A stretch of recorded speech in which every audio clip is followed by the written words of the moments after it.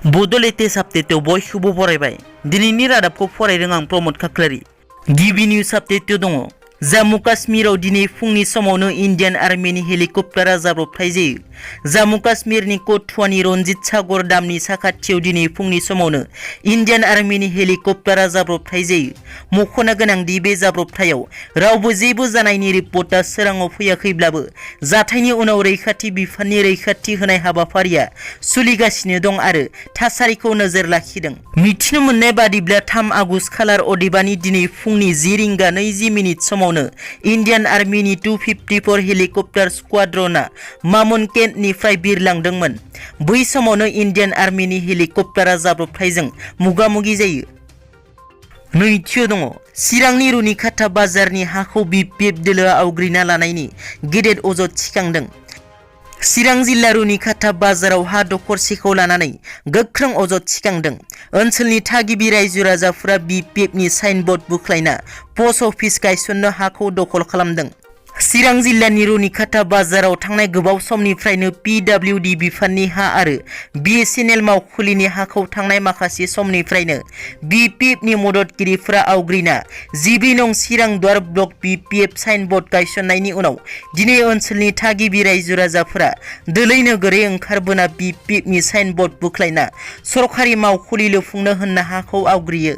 रुनिखाता बाजारनि हाखौ थांनाय 17 बोसोराव BPFनि मददगिरिफोरा बाजारनि दाउ अमा बाजारनि हाखौ आवग्रिना लानायनि थाखायनो दिनै रुनिखाता बाजाराव दाउ अमानि बाजारा बन्द जाना दंमोन होननानैबो बुंबावो रायजो राजाफोरा।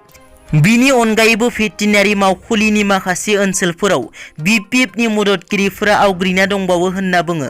मख'नो गोनांदि रुनिखाता बाजाराव सोमजिनाय हा-हुनि जेंनाखौ लानानै 12 नं चिरां दुवार ब्लक BPF दोलोनि दैदेनगिरिफोरा मोनसे खौरांगिरि मेलनि गेजेरजों मिथिहोदों दि BTC सरकारा थांनाय 2029 मायथाइयावनो सरकारा 14 नं चिरां दुवार ब्लक BPFनो एलटमेन्ट होदों होनना रोखा बुंथियो। थामथियाव दङ। कक्राझार जिल्ला एबसुनिसिम बड'लेण्ड जनजाति सुरक्षा मन्चनिफ्राय फिननाय। एबसुआ राजखान्थियाव आखाइ गैया होनना बुंनाया लाजिनांगौ होनना बड'लेण्ड जनजाति सुरक्षा मन्चनि मावफुं आफादगिरि दावराव देख्रेब नार्जारि बिथाङा बुंथियो। बिथाङा बुङो दि दा एबसुआ गैलिया, UPPL जाजोब्बाय आरो जायफोरा एबसु होनना बुंना लागोन बिसोर गासिबो स्किम नायग्राजोब, स्किमनि फाग्लाजोब, स्किम गिदिं गिदिं नागिरग्रा, 1000-2000 रांनि थाखाय लिडारफोरजों खिबु गिदिंफाग्रा बिसोरसो एबसु होननानै लायो। एबसु होनब्ला दिनै सोर दंबावो? बेनिखायनो फरायसा आफादखौ गोदानै दाफिननांगौ होनना दिपेन बर'आ MLA जानोसो खिबु गिदिंगासिनो दं। लोगोसे रन्जन दैमारिखौ जोबथेसालिनिफ्राय उदां खालामनांगौ होनना बिथाङा बुङो। एमबाथा बिथाङा रन्जन दैमारिखौ उदां खालामनो सरकारखौ नारसिननांगौ होनना बिथाङा बुंबावो।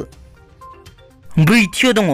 NDPनि गायसनगिरि आफादगिरि रन्जन दैमारिखौ 22 जुलाइ खालार खालि सेन्ट्रेल जेलनिफ्राय लाबोखोमाना काहिलिपारायाव थानाय 10 नाम्बार बेटेलियन आसाम पुलिसनि गाहाय मावखुलियाव जोबथेना दोननाय जाथायखौ गोख्रों रावजों सोंखारिदों बारग' NDP केडार आरो दैदेनगिरिफोरा। BTR गोरोबथानि उनावबो NDPनि गायसनगिरि आफादगिरि रन्जन दैमारिखौ जोबथेसालियाव जोबनानै दोननायखौ गोथौयै दुखु मोननाय फोरमायदों बारग' NDP केडार आरो दैदेनगिरिफोरा।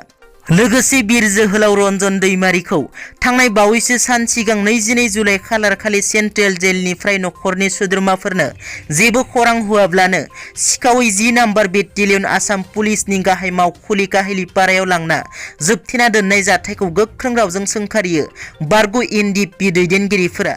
मख'नो गोनांदि दिनै कक्राझार PWD आलासि नयुङाव खुंफुंनाय मोनसे खौरांगिरि मेलाव बाहागो लानानै बारग' NDPनि दैदेनगिरि बि अनजालुजों लोगोसे गुबुन बिबाननि बिबानगिरि दैदेनगिरिफोरा BTR सुक्तिनि सागानगिरि रन्जन दैमारिखौ थाबैनो उदां खालामनो दाबि दैखांदों। दिनैनि रादाबा एसेनोसै। नोंथांमोना जुदि आंनि चेनेलखौ दासिमबो साबस्क्राइब खालामाखै अन्नानै साबस्क्राइब खालाम। गोजोन्थों।